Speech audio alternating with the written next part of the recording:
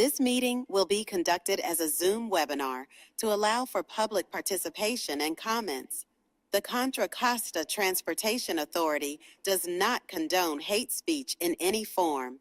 We continually strive to make life better for all members of our community and create an atmosphere where everyone feels a sense of safety and belonging. We ask that anyone who wishes to speak does so with civility, respect, and kindness for others. Public speakers will have up to 3 minutes to speak. The chair will call upon public speakers at the appropriate time. Each public speaker is requested to state their name and organization, but providing such information is voluntary. Public speakers who wish to speak in person should submit a public speaker card to the clerk. Public speakers participating by Zoom who are wishing to speak should use the raise hand feature or dial *9 if participating via phone. Written public comments received in accordance with the teleconferencing special notice on the meeting agenda will be provided to the members. If authors of any written correspondence would like to speak during the meeting, they should raise their hand or submit a public speaker card. Thank you for participating in a meeting of the Contra Costa Transportation Authority.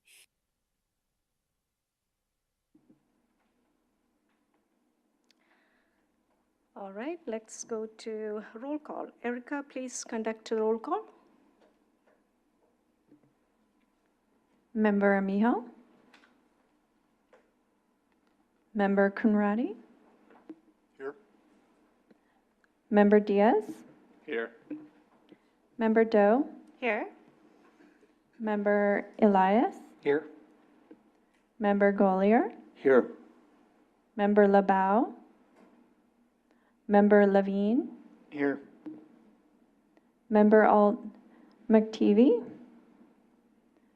Member Nelson? Member Ortiz?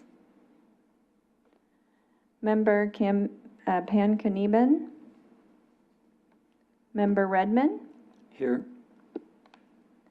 Member Rahani? Member Smith? Here. Member Stamps? Here. Member Alt Valeros? Member Weeks? Here. Member Wirtz? Here. Vice Chair Greenblatt? Here. And Chair Pillai. Here. We have a quorum. Thank you.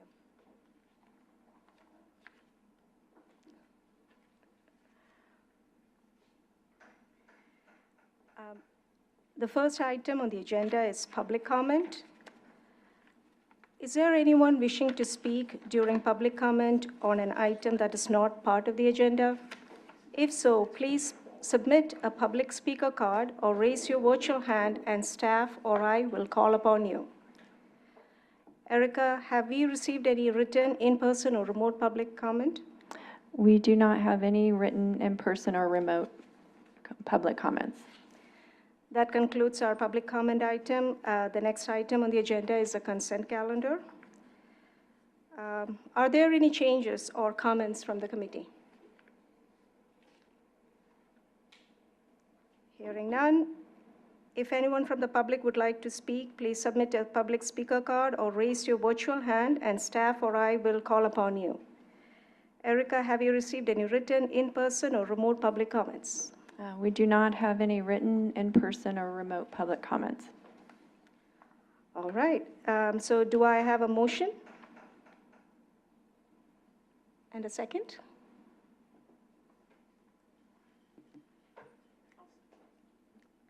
Do I have the first? Oh, Okay. if you don't have a first, I'll be the first. Okay. Do we have a second? I'll second that for you. All right. So I have a first by Member Greenblatt and a second by Member Wales. Erica, please conduct a roll call vote. Member Amijo? Yes. Member Conradi? Yes. Member Diaz? Yes. Member Doe? Yep. Member Elias? Yes. Member Golier? Yes. Member Levine? Yes. Member Redmond, Yes. Member Smith, Just for clarification, this is just on item 3A, the summary of actions? The consent item. Okay, well, I'll abstain because I wasn't here for that meeting. Member Stamps, Yes. Member Weeks, Yes. Member Wertz, Yes. Vice Chair Greenblatt, Yes. and Chair Pillai. Yes. A motion passes unanimously with members LaBelle, Alt McTeevee, Nelson, Ortiz, Panganiban, Rahani, Alt Valeros absent, and Smith abstain. Thank you, Erica. We are now moving on to our 3 regular agenda items. The first item is informational and will be presented by Jay Zhang to provide an update on upcoming projects.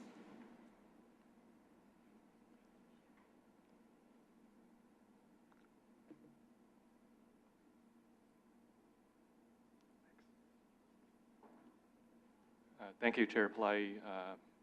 Good afternoon, members of the committee. My name is Jay Zhang, Associate Engineer with CCTA.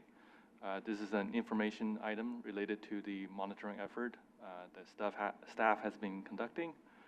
And so first up are the STIP projects. So no major updates or issues with the current STIP projects on the list here. However, I just want to mention that the board yesterday evening passed or approved our 2026 STIP candidate projects. So the 2 recipients are the City of Walnut Creek and the City of Lafayette. And so thanks to the members of this board who were able to participate in the evaluation process. You guys made it happen, so thank you so much for that.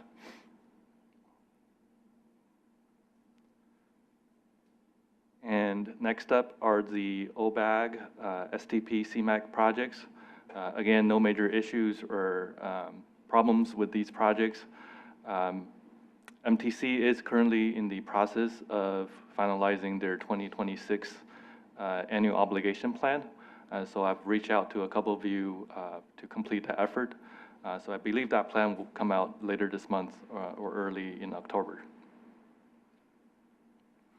The other update from MTC is that they will be entering into a conformity lapse grace period. Basically, the current long-range transportation plan, the Plan Bay Area 2050, will expire on December 3rd. And the Plan Bay Area 2050 Plus will be approved in January. So between December and January, there will be a lapse period where you cannot make any changes on the tip. So if you do have any administrative modification that you'd like to make, the deadline to do that is November 1st.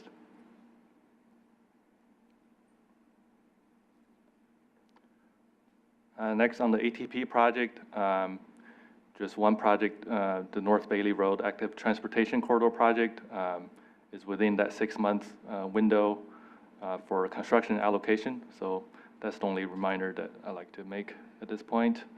I guess the other news was there is a new Cycle 7 project to the county, the Verdict K8 Safe Route to School project that's added to the list.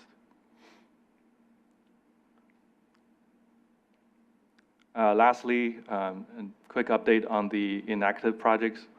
Again, we're doing really well, only one project currently on the list. One project that's greater than $50,000 unexpended funds, and then 2 projects on the less than $50,000 unexpected funds. Please work with your fiscal staff to submit invoices to Caltrans as soon as possible so that your funds are not in jeopardy. And before I end my presentation, there's a request from staff to share a free grant writing training opportunity hosted by the City of Walnut Creek. So the seminar will focus on tips, tools, and strategies to create competitive grant proposals. The seminar is on October 9th, and Erica will help distribute that meeting detail as well as the registration link via email to everyone. And that concludes my presentation. Thank you. Thank you, Jay. Are there any comments from the committee?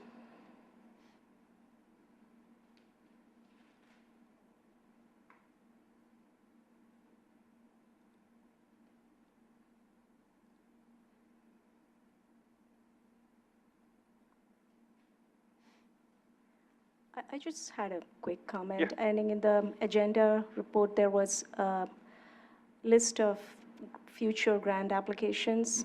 And I think that deadlines that are shown are outdated, probably. Maybe it's previous year's deadlines. I'm saying all 2024, 2023. Okay, so there are two tables on that list. One of them is the upcoming opportunities. Yeah, the upcoming. Those are the new ones that are coming up. Okay. And there's another list that has all of the existing grant applications. So I can go back and check on the dates and update the group. Thank Yeah, you. Thank you. If anyone from the public would like to speak, please submit a public speaker card or raise your virtual hand, and staff or I will call upon you. Erica, do we have any written, in-person, or remote public comments? We do not have any written, in-person, or remote public comments. Thank you. The next item is an action item and will be presented by Matt Kelly regarding the adoption of the Alameda Contra Costa activity-based travel demand model.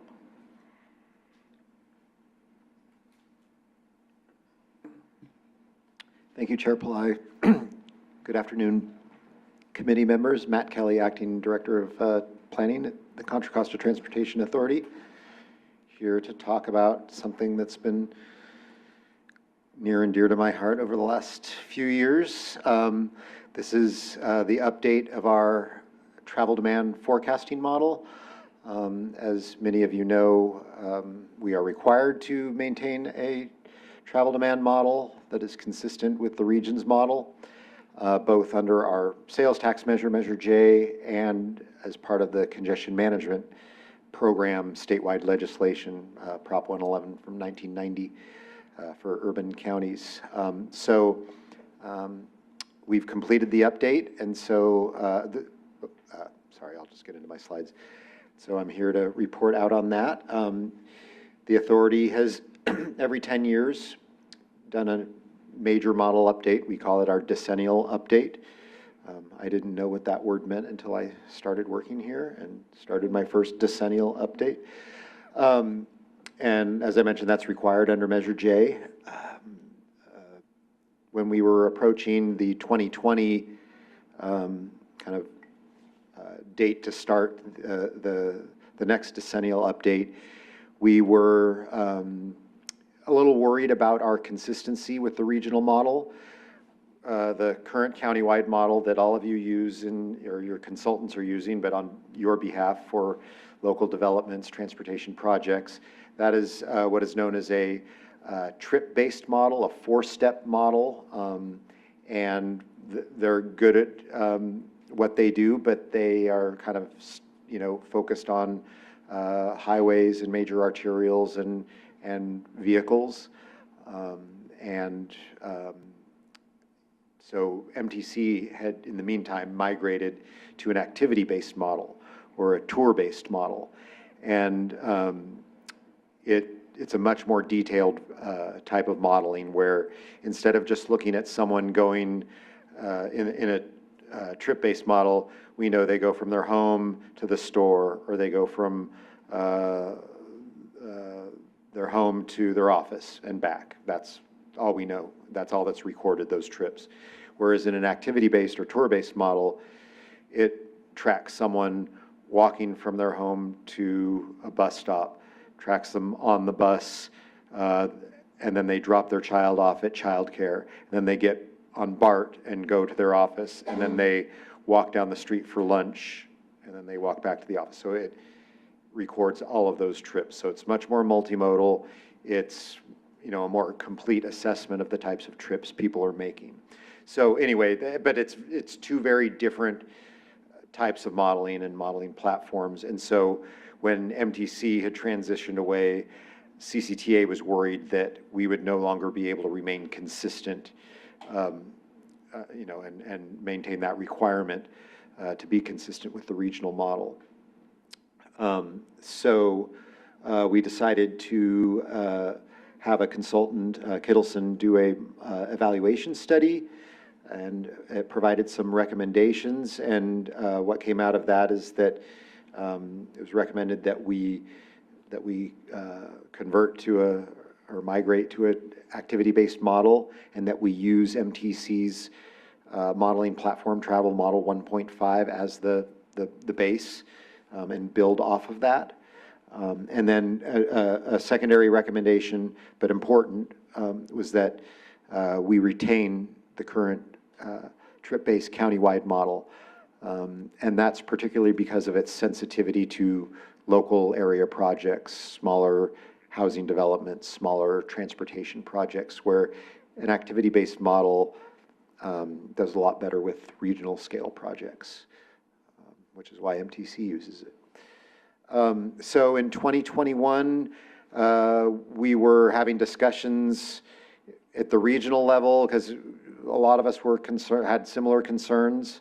Only SFCTA and Solano were activity-based, before that. And then TAM, Marin, transitioned to an activity-based. So we were kind of watching them, but what we ended up doing is engaging in conversations with Alameda County, the ACT, Alameda County Transportation Commission staff. And since we were both kind of under the same pressures, our two counties, from a transportation perspective, share about 70% of their border with each other practically. Most roads leaving Contra Costa County go into Alameda County. So we decided to join forces, and because this was kind of unknown territory for us, we thought we'd do it together. And so what happened is CCTA decided to manage the consultant contract, and ACTC would contribute 50% of the consultant costs. So that was the structure. We developed an MOU and retained WSP to lead the model development. At the time, there were only a couple of firms who were developing activity-based models at this scale. And then we also developed a technical working group to kind of guide the process and check in with it, key milestones and key deliverables. And actually, that group was kind of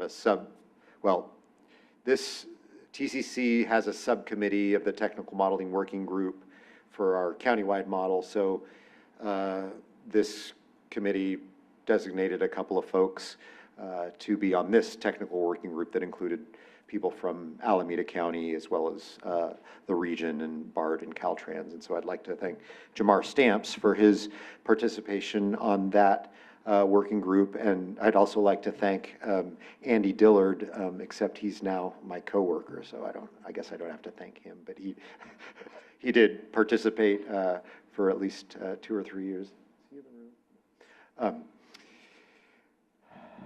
So yeah, there was some good Contra Costa input on the technical working group. So a little about the actual model development. Well, one, we decided to call it the ALEC model. It was start out as the bi-county model, and that was just too dry. So we just combined the two counties together, and it sounds like someone's name, so that's what we're calling it, ALEC. And so the objectives were, as I mentioned, to, it says adopt MTC's activity-based model structure so we can maintain that consistency as required by Measure J and the congestion management legislation, to migrate RTP strategies that were contained within MTC's model to our model, and that includes pricing, freight, things like means-based pricing for transit, and other strategies that were included in Plan Bay Area 2050. And then that we would add detailed roadway and transit networks and traffic and analysis zones within Alameda and Contra Costa counties. So keep the rest of the county or rest of the Bay Area as is, but add extra detail to our two counties. And so the number of zones in our two counties before this extra detail was about 1,400. We now have about 6,000. So kind of quadruple the detail from the current model. And then adding San Joaquin County. That was another recommendation that came out of that evaluation study we did. Well, Alameda County had already added San Joaquin County to their current model, so that was something that was a kind of a mandatory item for them. But at the time CCTA was looking at the 239 study, things like that. So it certainly made sense to us to have San Joaquin County informing the model. And just so you know, the way MTC's 9-county model works, that all of our models are built off of, is they have a fixed, what they call external gateways. So like where 580 comes into Alameda County or Byron Highway comes into Contra Costa, there's just a number that they've set based on kind of what they deem to be historically accurate. And so that's the number of trips that's generated at any, in any 24-hour period. So there's no variability from day to day or anything like that. So we fixed that by adding San Joaquin County, and we basically just borrowed SJCOG's model structure. And then we built on the efficiency. One of the objectives was to, be as efficient as possible through our partnership with ACTC. And then, we felt like we were getting kind of a $1 million project for half of that. That's kind of the way we looked at it. And then leverage our data subscriptions when possible. So we were actually able to use our streetlight data subscription for a lot of validation efforts. So where we had gaps in local counts and things like that, we were able to utilize streetlight. And then the major tasks as part of the update were to develop these OpenStreetMaps-based networks, so kind of a new base map that's easily editable and portable. That was a lot of work, but now it's something we can easily update in the future. We wanted to incorporate the locally reviewed Plan Bay Area 2050 land use. We went through an exercise. We had gone through an exercise with you all, the local jurisdictions, as part of the action plan updates where we reviewed PBA 2050 land use. So we brought that into the model. We coded the networks with improvements from Plan Bay Area 2050. There's a transit network and a roadway network. So the transit network got things like, all the BRT routes proposed for 2050, the BART network, some of the Link 21 network, and then on the roadway side, it had, express bus, or sorry, not express bus, express lane networks, and some kind of, major local improvements. And then we went in and coded improvements that, from our model that reflect all the kind of smaller improvements you guys have proposed over the years. Then we calibrated and validated to years 2015 and 2020. At some point, we will do a validation to post-pandemic, probably 2025. We haven't initiated that yet, but that is a future step. We developed forecasts, an interim forecast for 2035 and horizon year of 2050. We developed a user guide and training, and the training was actually very in-depth. We had an introductory day, a 2-hour session where we invited consultants plus local staff who would, presumably be directing consultants to use the model as kind of just, kind of like today, what's in the model, what does it do, And then we had 2 in-person, all-day training sessions for users of the model, and that was primarily consultants that currently work with all of the local jurisdictions. So we had, I think, up to 14 different firms in the training sessions, firms you all are familiar with. And because they want to be, well, most agencies don't offer training for their model updates. They just unleash it on the public, and then the consultants are, left to figure it out. So we didn't want to do that. We wanted to provide some guidance and make sure that when it was released upon the world, that there were some trained users out there. So, and that hopefully helps you all with your timelines when you're having to use the model. And then we posted, we recorded the training on Zoom, even though it was in person, and then posted that on our website. So we have a GitHub website that has, there's a link in the staff report to that GitHub site. It has all the training files, it has presentations, it has links to all the coding, the scripts, so consultants can go there and just download all of the model components. And then when they actually want to use the model, they have to reach out to us to get the input files, the land use and the roadway networks. So that way we can control access to the model, whereas they can get their hardware, ready, and then they just need the input files. And what we're doing right now is sensitivity testing. So we're having WSP look at some of our projects that are kind of either happening now or may happen in the future, just so we can have an idea of how the model is reacting to these projects. The goal of the model is for it to react to a change in either the network or the land use. So we tested out both of those. We looked at adding a BRT route to San Pablo Avenue. We looked at the planned Concord reuse.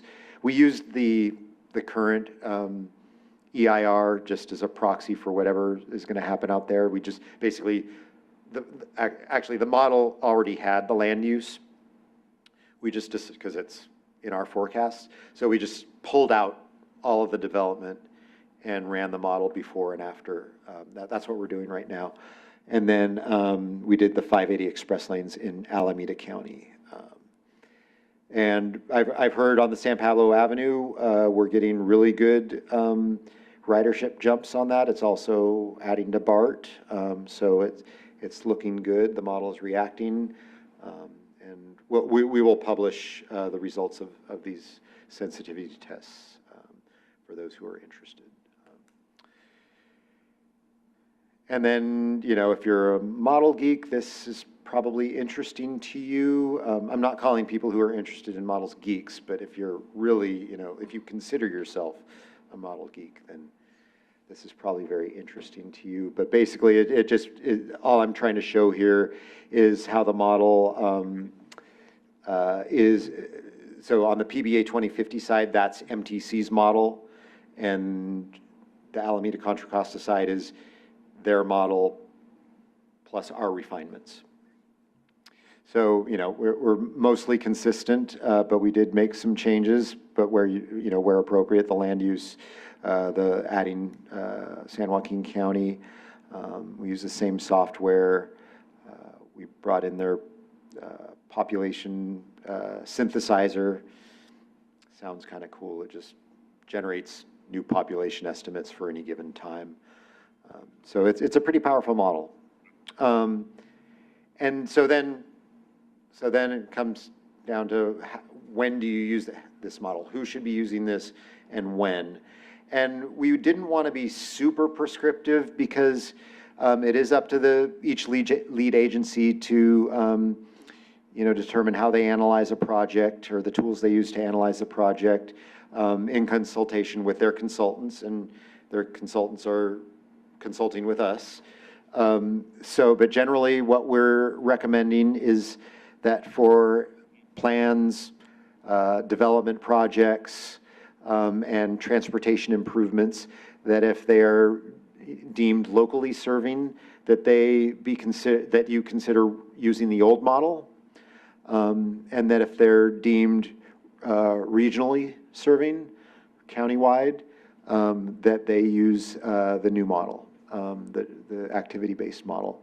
You know, as I said, there is you know, there's a portal for, you know, using the model. They have to, well, one, there's model use agreements that each consultant has to sign with us, you know, making sure they're using the model the right way, and that they're telling us about changes to it, but also that, you know, we're having a dialogue with them about which model is most appropriate for the type of project. Every project is different. Where the project is factors in. But in my mind, you know, the countywide plan, the Concord Naval Weapons Station, something like you know, an ITP. Actually, the ITP is using the model right now. Projects like that, anything, you know, on the BART system, anything like looking at you know, say a increase in transit frequency countywide, something like that should be run through the new model. Something like you know, 200 units in Pittsburgh, probably use the old model. That's the general guidance we're providing. If requested, you know, by lead agencies, you know, we could certainly come up with something more prescriptive, but that's where we've left it for now. So certainly interested in your feedback. But the recommendation today is to basically approve the use of this new model by lead agencies and their consultants, and it would be our primary model for, you know, countywide and regional projects, but retain use of the trip-based countywide model for locally serving projects.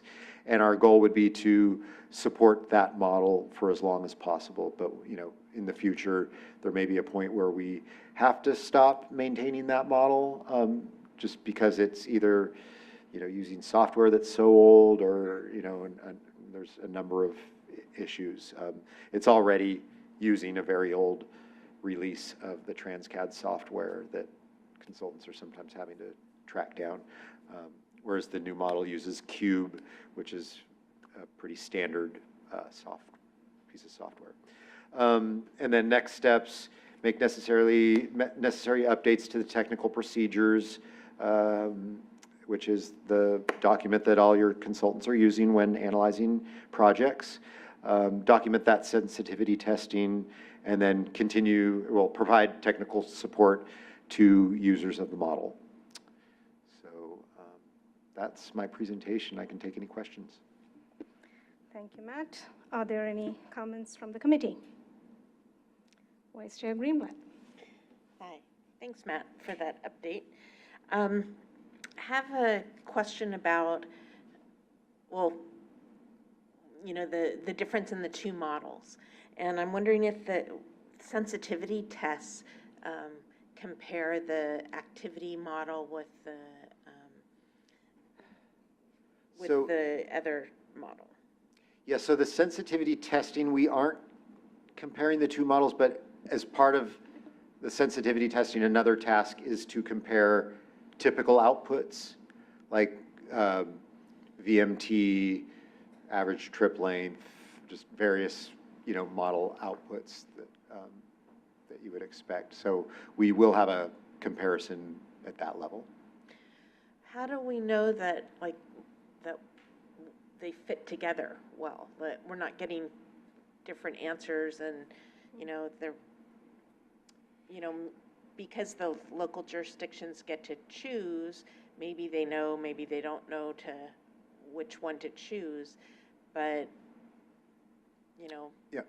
Yeah. How, So, I mean, that's a great question, because, well, one, you don't know till you run them both on a particular project. We're going to come up with some kind of global comparisons, but really, you know, you don't know until you run each through individually. let's see, you had the second part of your question.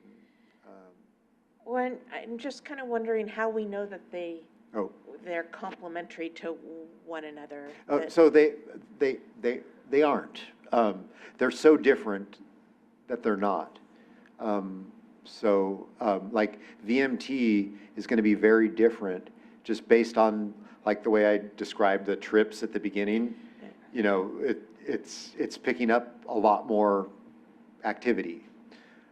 So VMT numbers are going to be different. That's why I'm not proposing right now that we jump to producing VMT estimates from the activity-based model, because right now we're producing them from the trip-based model, and, you know, we have thresholds that have been applied to those, or that are, you know, are based on those numbers, and I think it would be very difficult for the lead agencies to deal with at this time. So, yeah. I guess I just don't get how we can have these two models, but we haven't compared them side by side to see, you know, like taken a similar project to see what the difference in output would be. Yeah, Like I mean- why, you know, if I and, mean, and I guess I also don't with- understand why the trip-based one, which is in my mind simpler because you're only, you know, going from one point to the other, but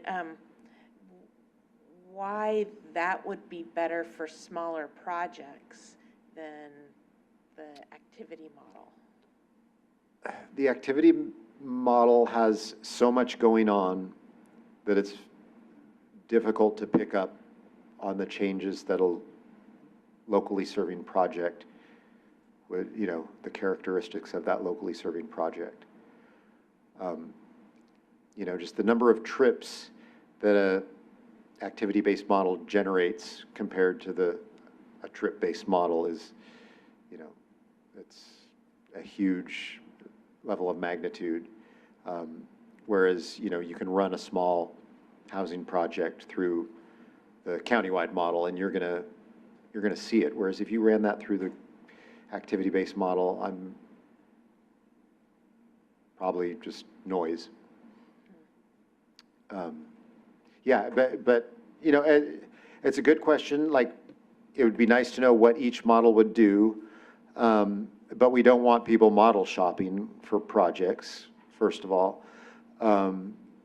And we freely admit that they aren't going to be the same.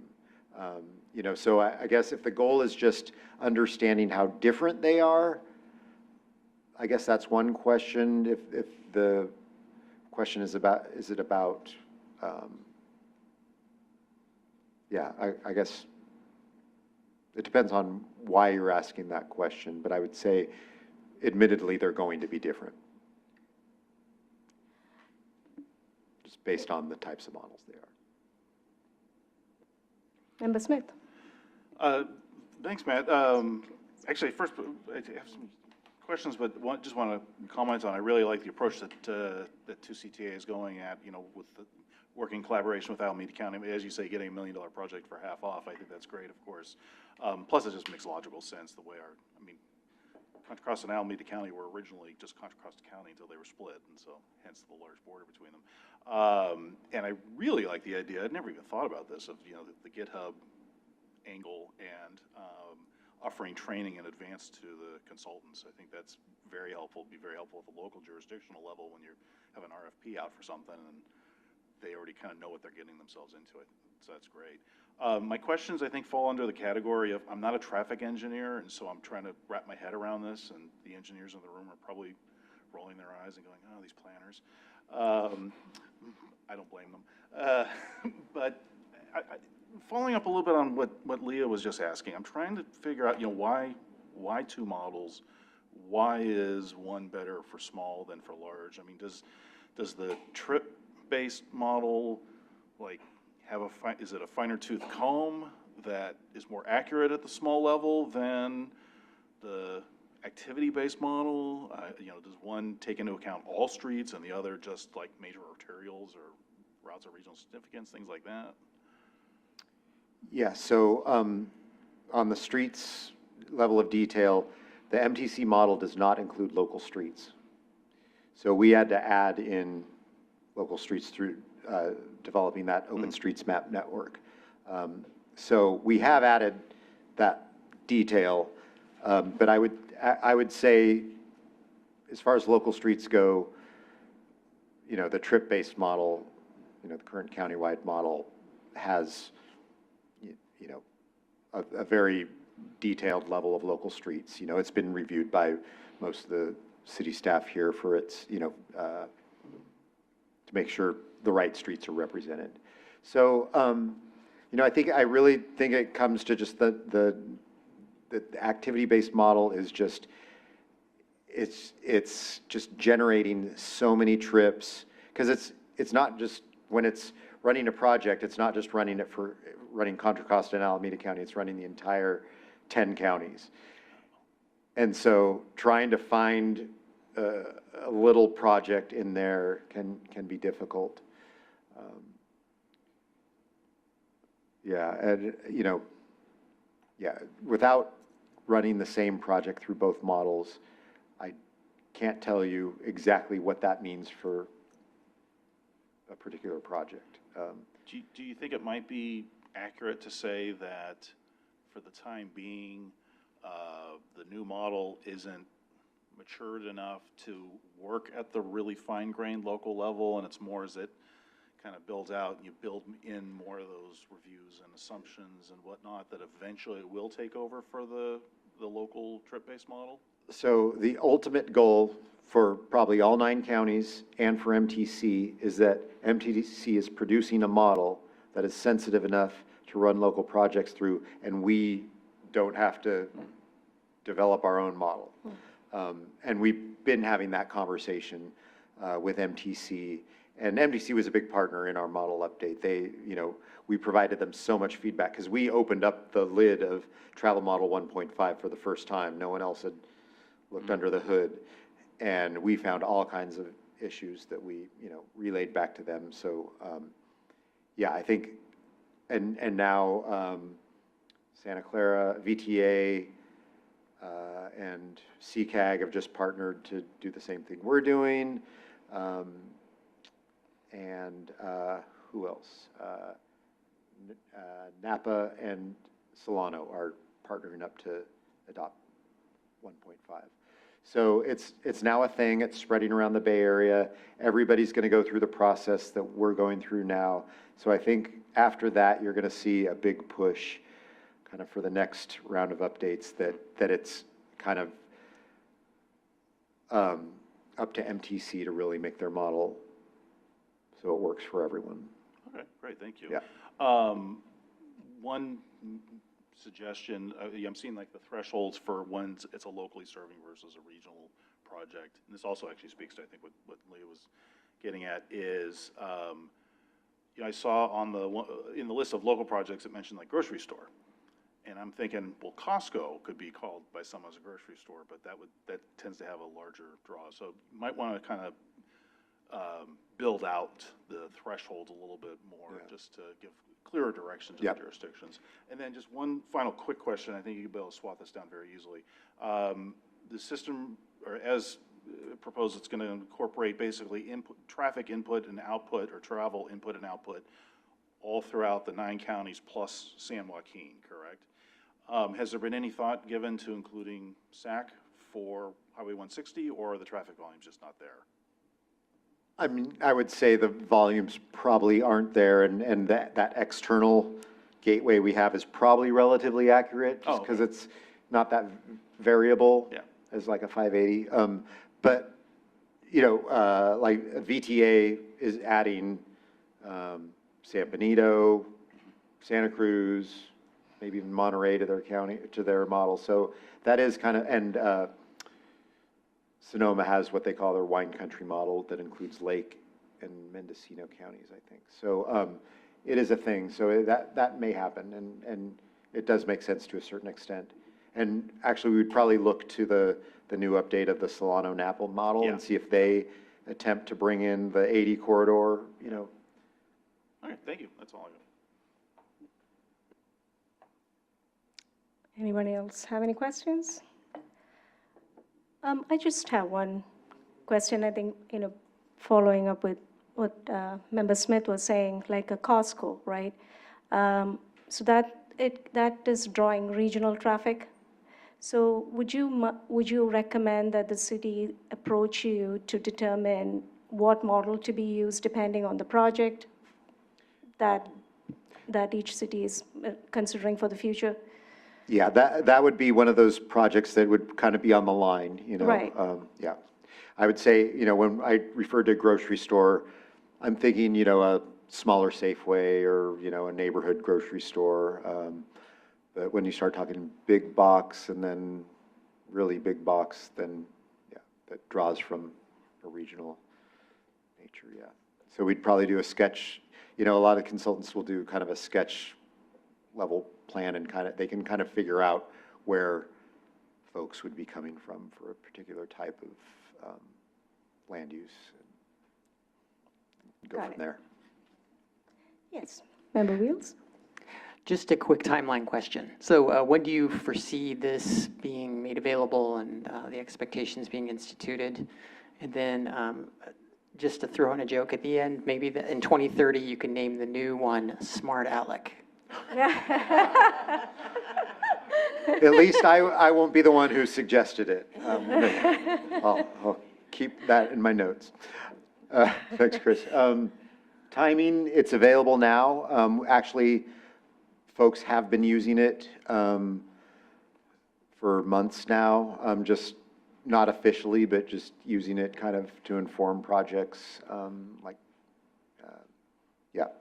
So ITP has tested it out. The CTP team who's doing the EIR will be using it. So they've got it. And it's been used on a couple of projects already in Alameda County.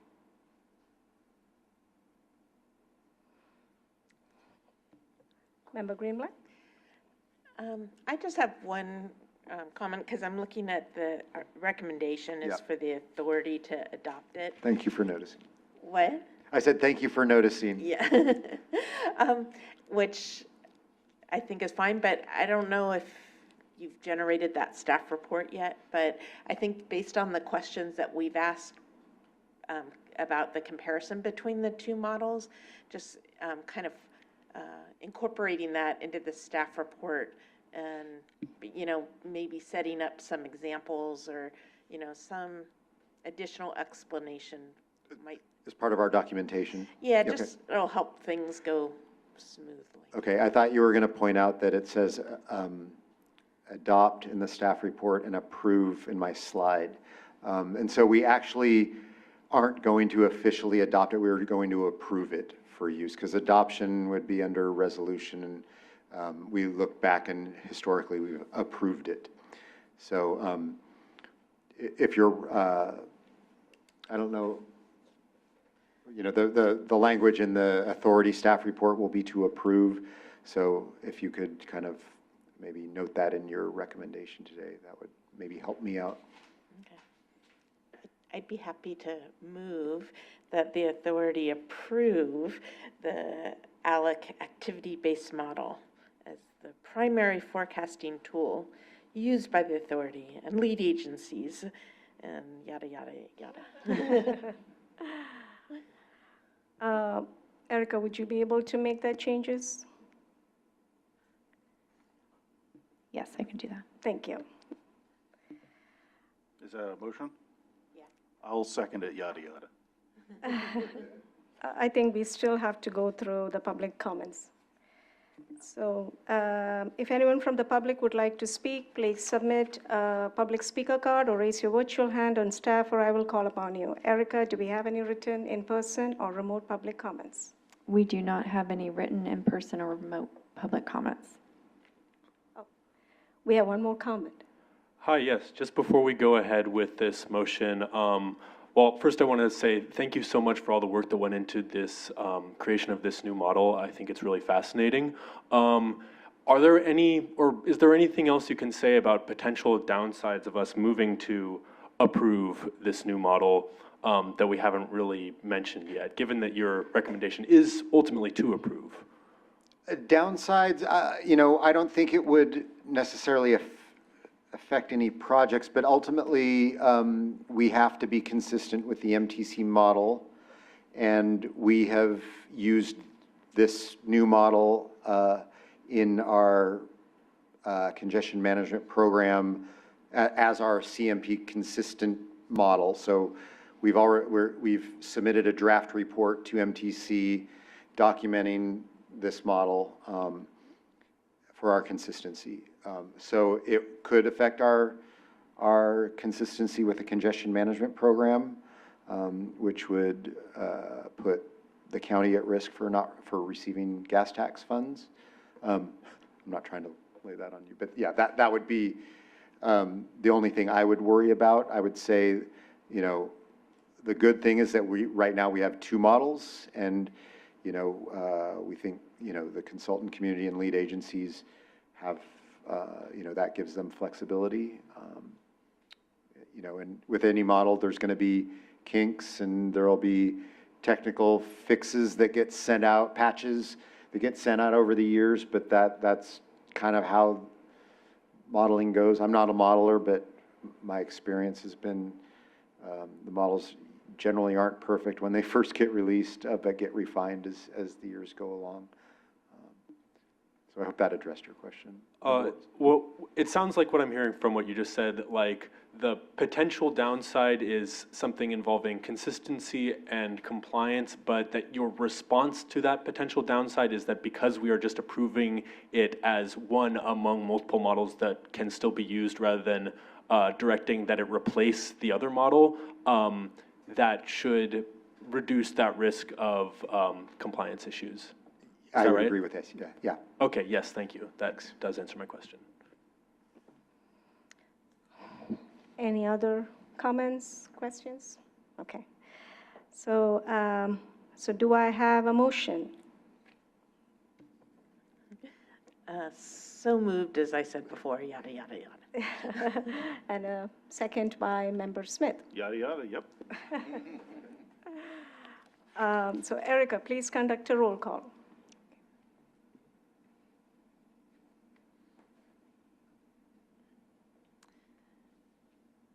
Member Armijo, Yes. Member Conradi, Yes. Member Diaz, Yes.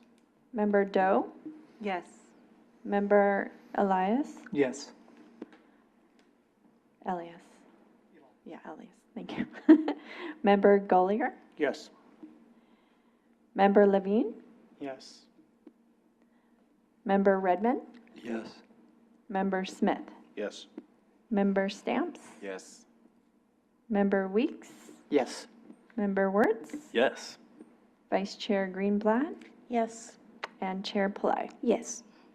Motion passes unanimously with members LeBeau, Alt McTuvey, Nelson, Ortiz, Panganiban, Rahani, Alt Valeros absent. Thank you, Erica. The next item is an action item and will be presented by Matt Kelly regarding the consideration of proposed roadway classification change to the California roadway system as submitted by the City of Orinda.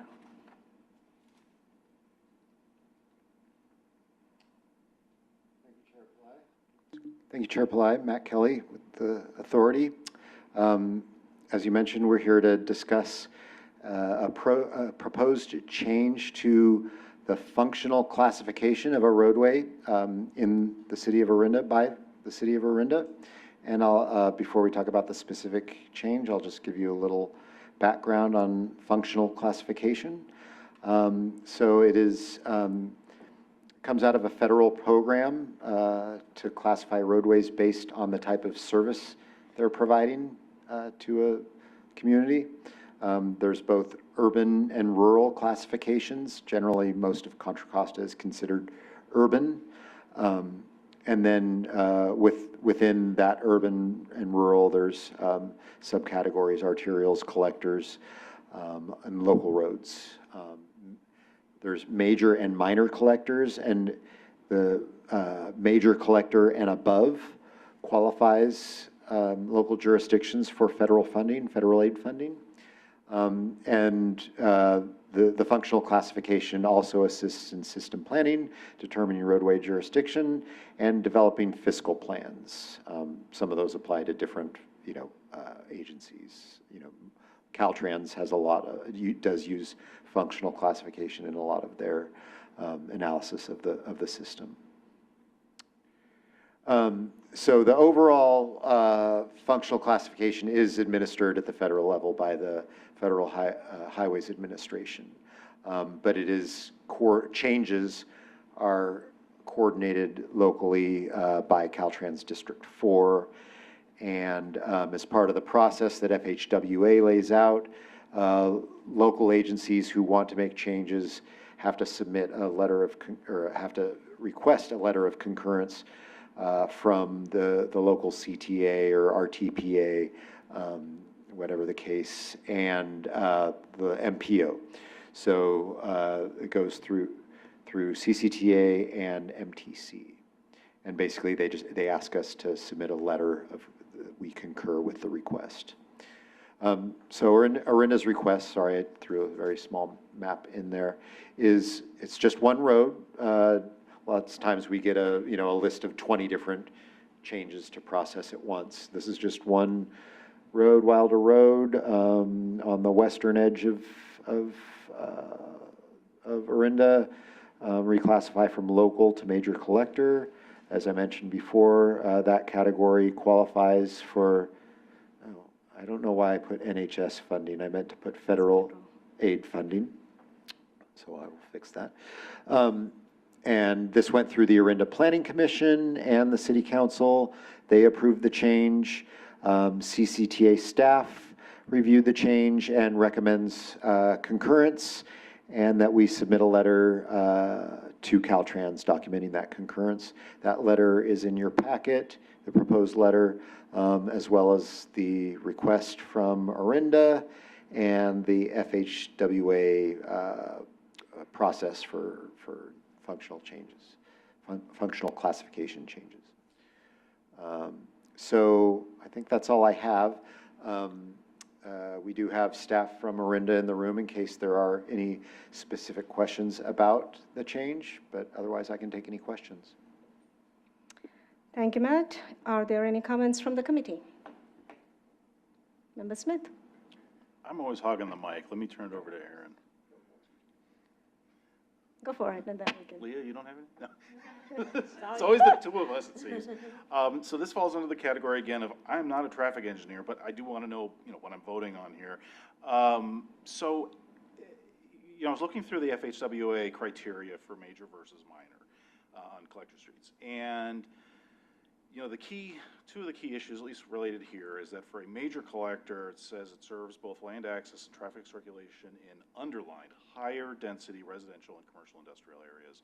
And then talking about distributing, that it's usually major collectors are for over 3/4 of a length, usually for a distance of greater than 3/4 of a mile.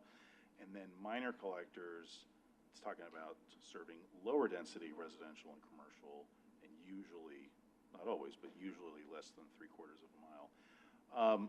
When I'm looking at Wilder Road, though it is 2 lanes throughout, it does seem to have kind of 2 distinct areas, or uses, I would say. From the freeway to Big Leaf Road, it's providing really basically the sole means of access into the Wilder neighborhood. I don't know if that's the official name, it used to be Gateway Valley, and provides direct actual land access, if you will, to the multiple athletic fields and facilities there.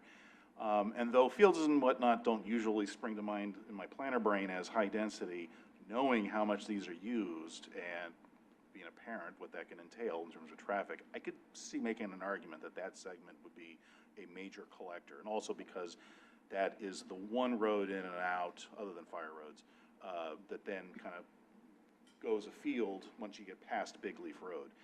Then the second stretch of Wilder Road from Big Leaf to, was it Dairy Creek or something like that? The other end, the other end of the extent of this, yeah, Dairy Creek.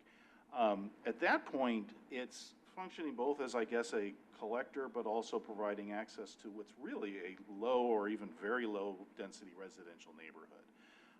And not a whole ton of homes at that. And that second stretch from Big Leaf to Dairy Creek, it's about, well, according to Google, it's 0.7 miles. I don't know which direction that's being rounded. And so just, again, from my non-traffic engineer brain, I'm kind of seeing, I could see making an argument that the first part, major collector, but then the second part, minor collector. And I'm wondering if maybe you could explain if I'm wrong, or, if there's some, just speak to that. I mean, I'd probably defer to the city on that. I'm familiar with Wilder Road. I've been to the ball fields, but I haven't been all the way up the road, so I'm not familiar with the characteristics. Staff did think in general it was consistent, and because of the length and that it was over 3/4 of a mile, but I'll defer to Siva here from the city of Orinda.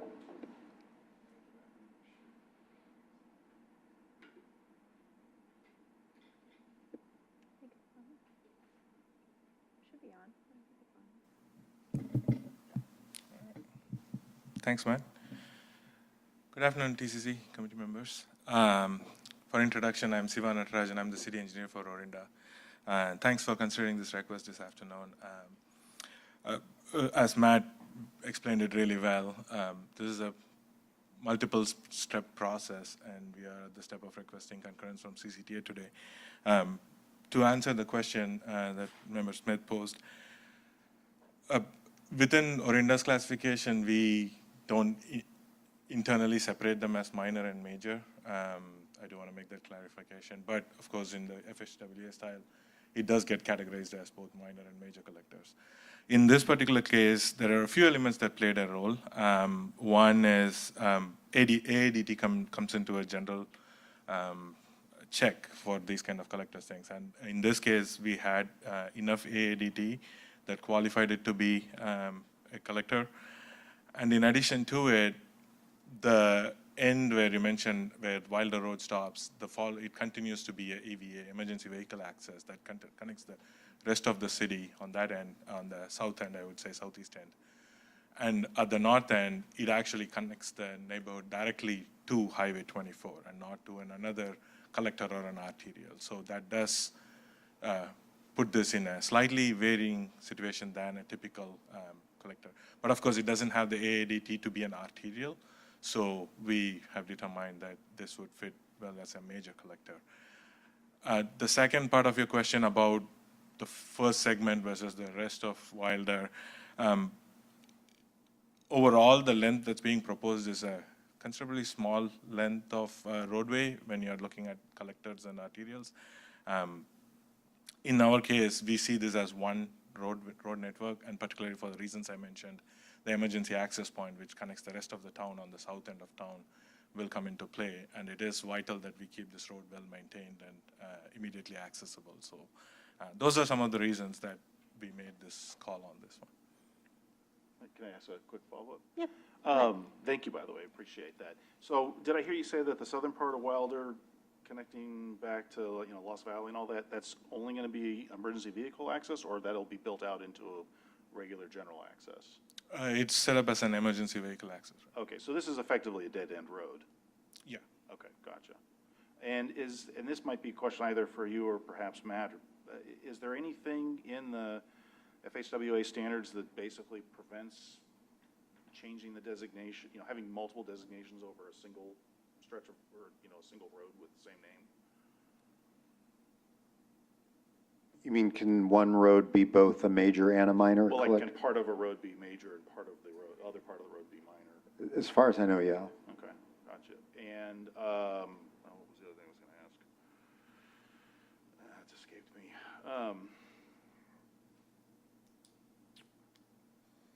Okay. There was something, but it's gone. All All right. Oh, yes. So I think I heard you say that Orinda's, the city standards, there's just collector, there's not major or minor, and that this road met the criteria for Orinda to be a collector. That's correct? Yes, that's correct. And then is major versus minor, that only comes into play in regards to the FHWA standards?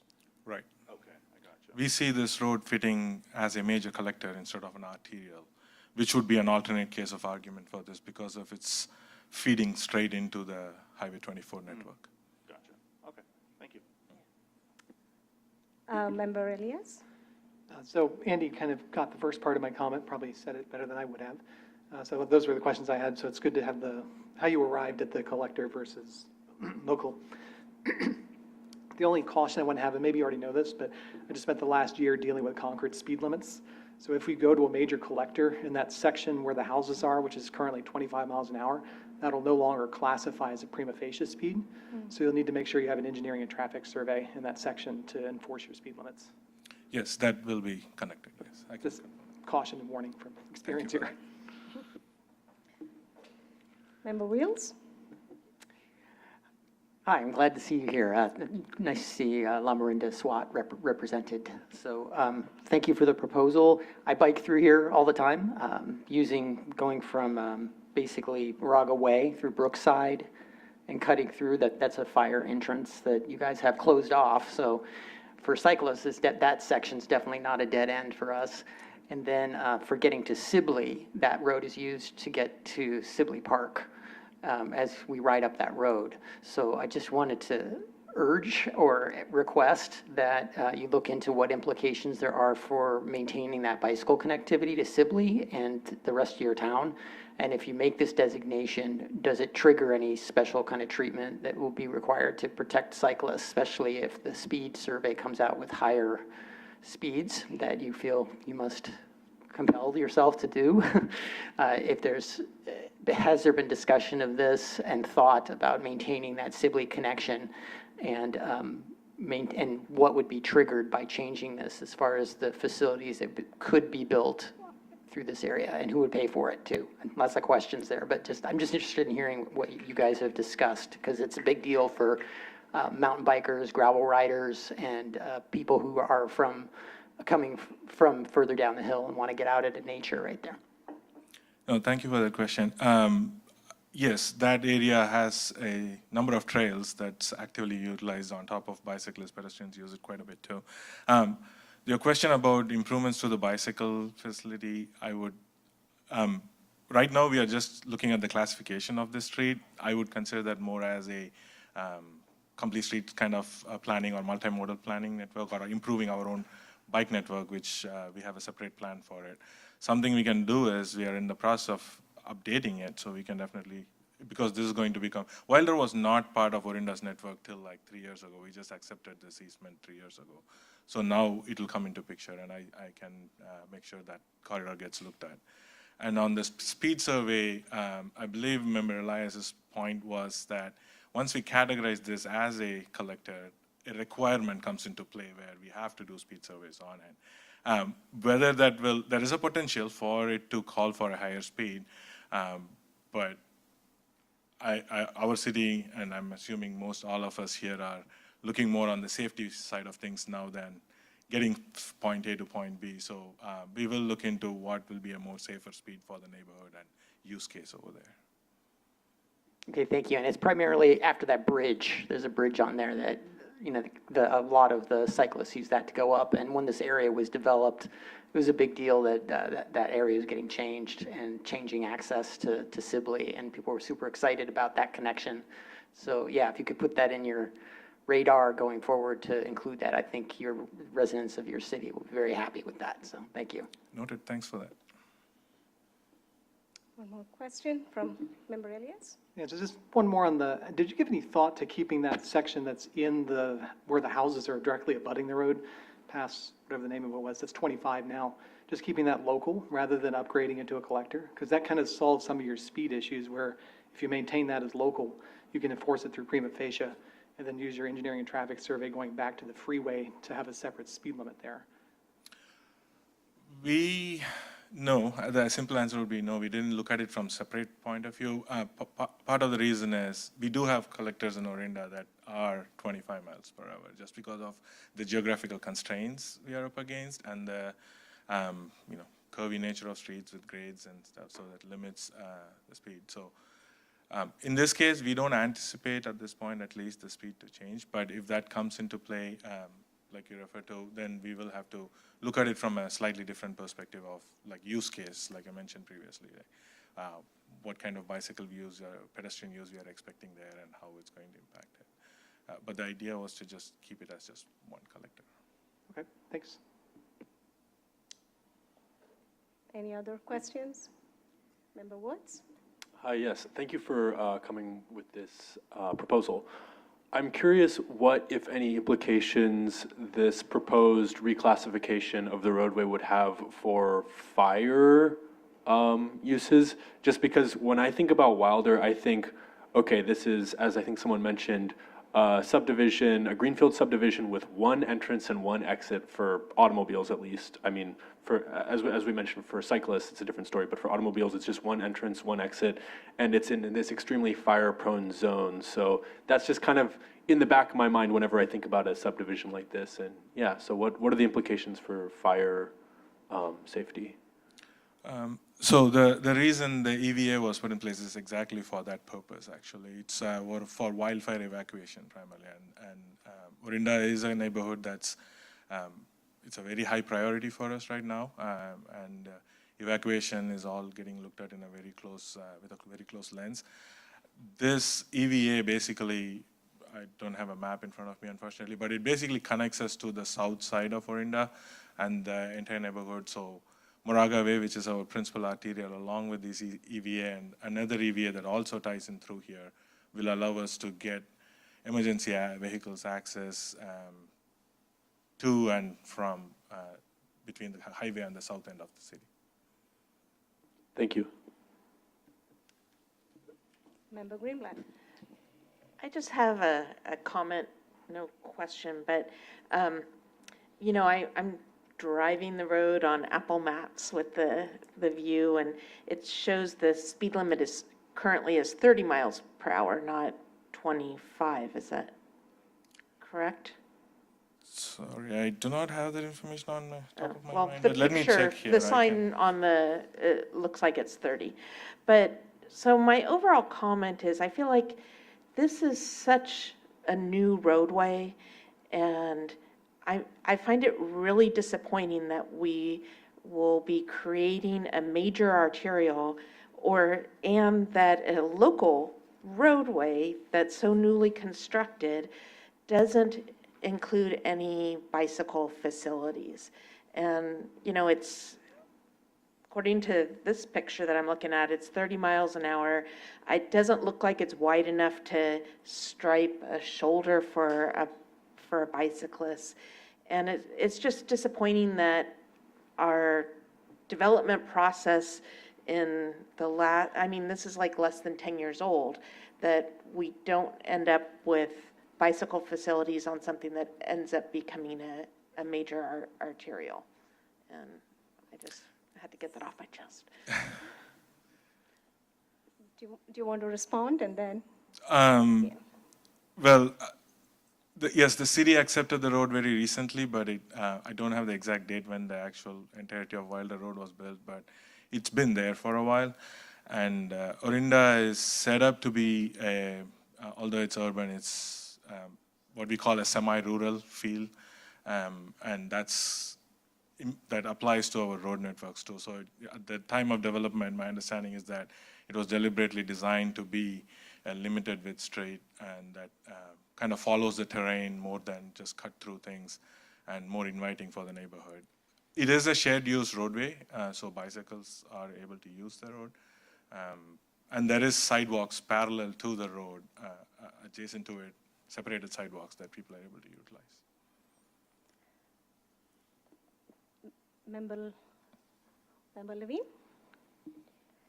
Just wanted to add some color as a former Orinda resident. I remember when parts of this was coming through, and to Siva's point, I think the developer was unfortunate in shortchanging of residents of having the bicycle lanes that were put, not the city, just from my recollection as a resident.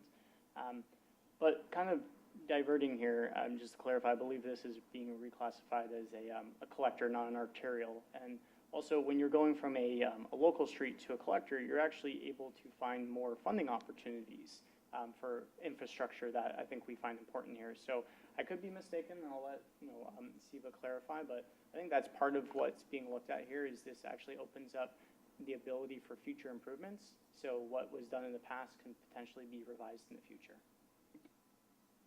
That is correct. It does open us a door to secure federal funding and keep the road maintained at a higher level. So to speak. Member Redmond. Yeah, I think you may have commented on this, but I'm just trying to understand the driving reason for this. It seems like you've done a lot of work on our planning commission and here today. So is it that you were adopted this roadway and you just want it to be up to what it actually is performing at? What is the reason for you going through this process to change the classification?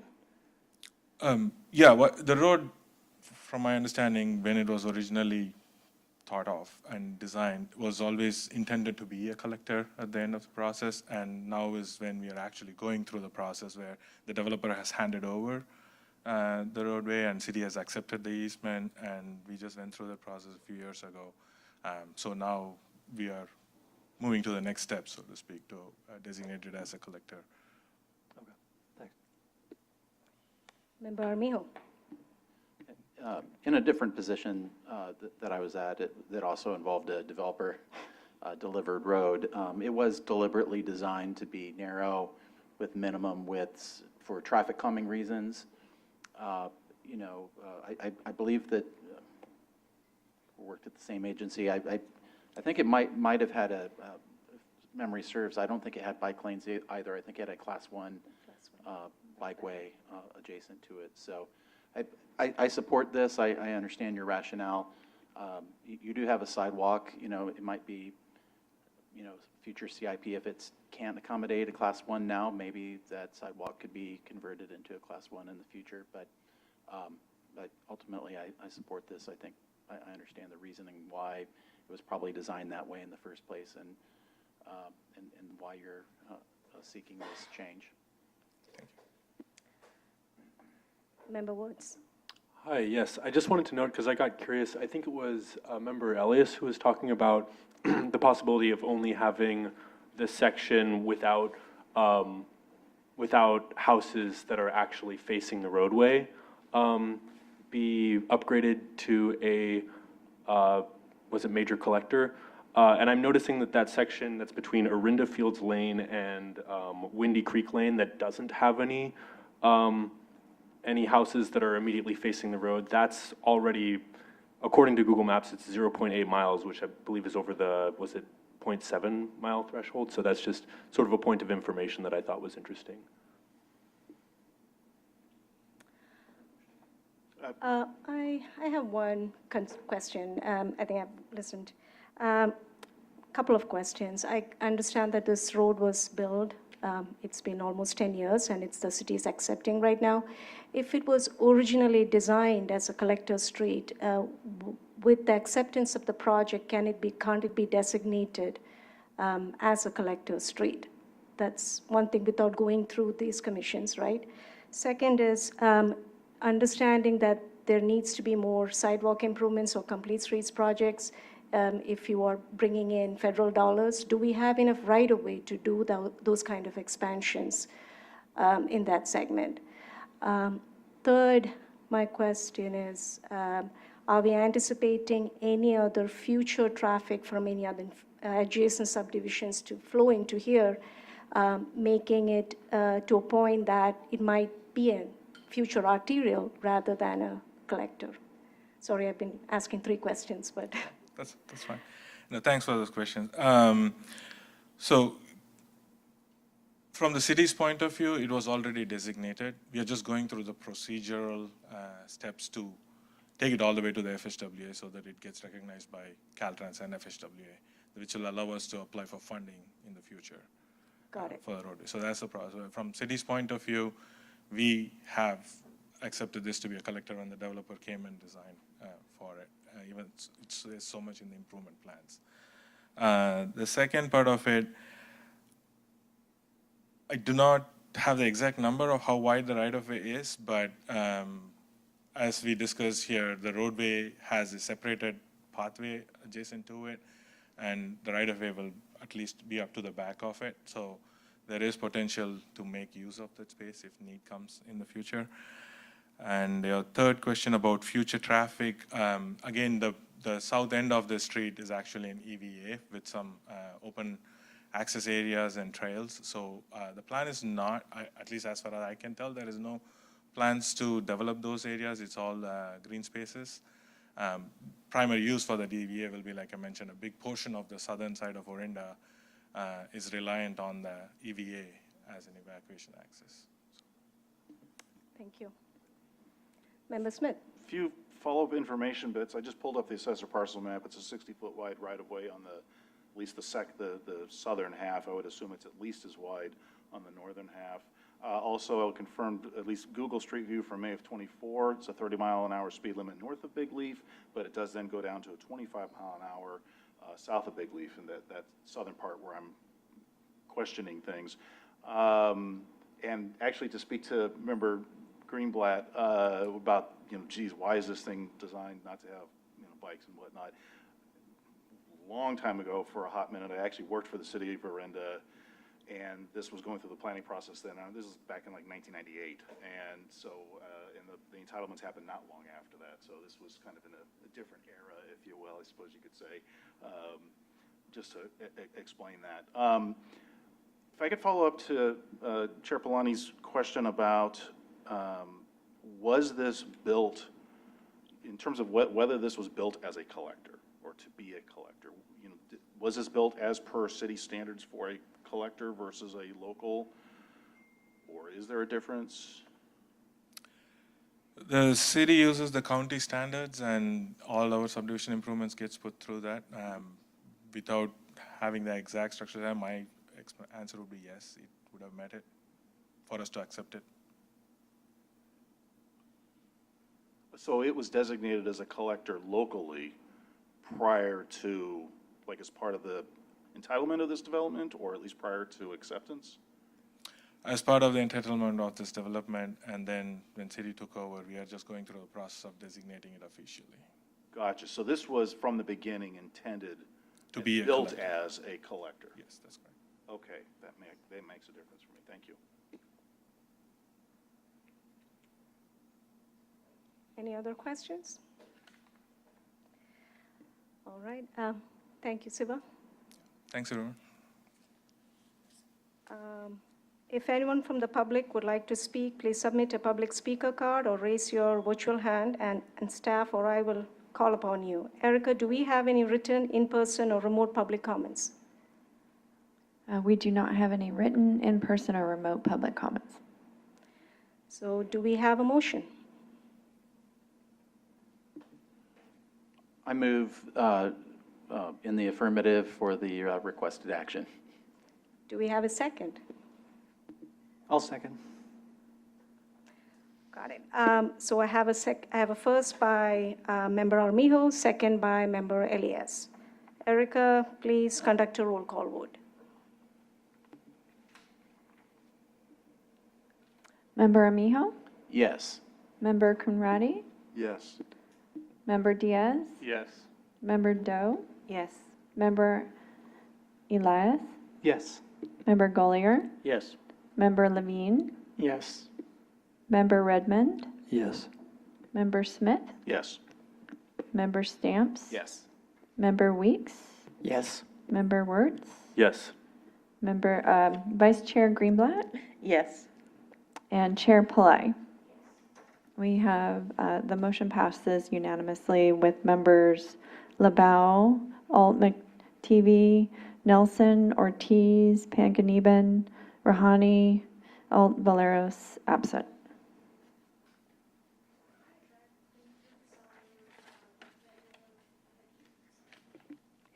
Okay, that concludes our regular agenda calendar. Is there any other business to discuss?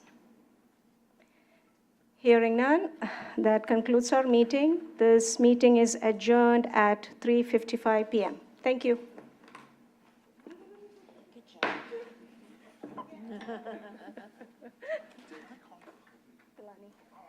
I confused you with somebody else. No, don't. I apologize. That's fine. Thank you. No problem.